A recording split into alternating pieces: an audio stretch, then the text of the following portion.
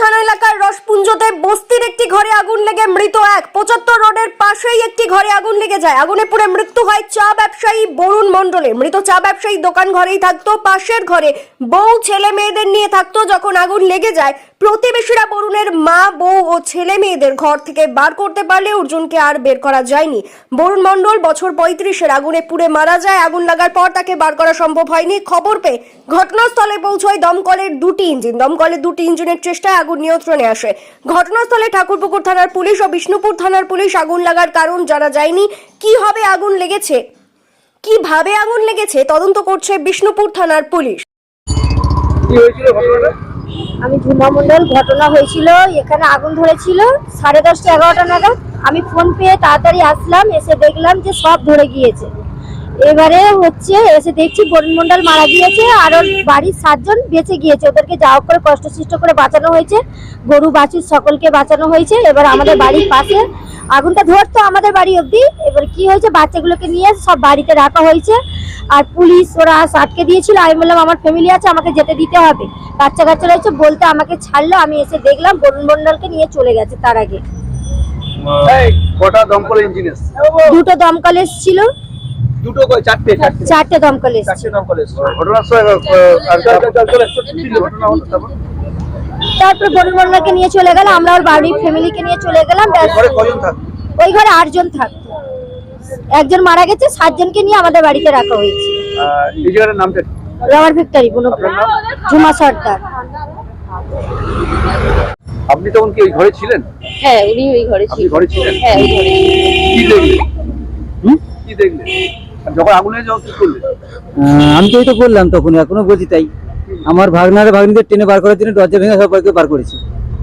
তারপরে গরু বাছুর ছিল, এদের সব বার করেছি,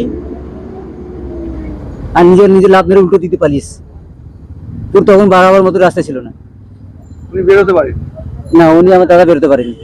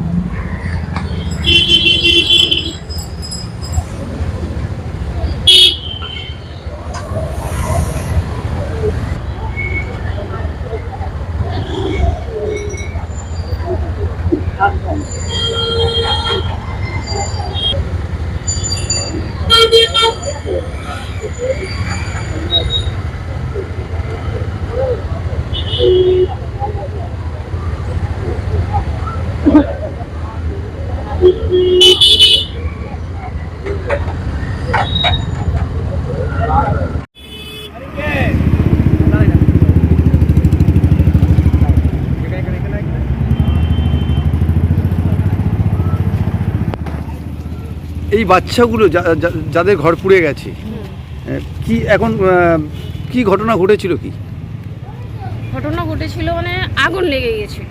কিভাবে লেগেছিল সেটা বলতে পারবো না, কিন্তু আগুন লেগে গেছিল। রাত কটা নাগাদ? 11টা নাগাদ হবে। তখন আপনারা কি করছিলেন যখন আগুন লেগেছে? হ্যাঁ, ঘুমাচ্ছিলাম না, আগুন লেগে যায়। তখন সাড়ে দশটা মধ্যে দোকান বন্ধ হয়েছে। তা খেয়েছি, আমার দাদাকে খেতে দিয়েছি, আমার দাদা খেয়ে শুয়েছি।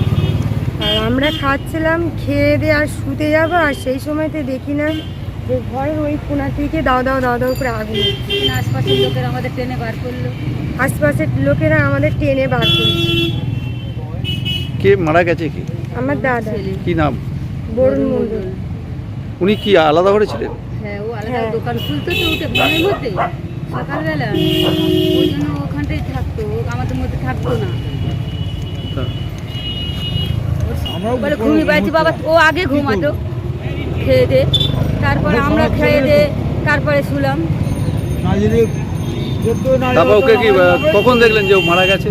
মারা গেছে তখন দেখলাম, আমি যখন আগুন লেগেছে আমি বেরিয়ে চিৎকার করছি, দরজা ভাঙতে পারছি না, ওরা এসে ভাঙলো। তারপরে দরজা ভাঙার পরে তো ততক্ষণ ধরে গেছে পুরো। বার করা হয়েছে, সব বাইরে আর চাল বাইরে সমস্ত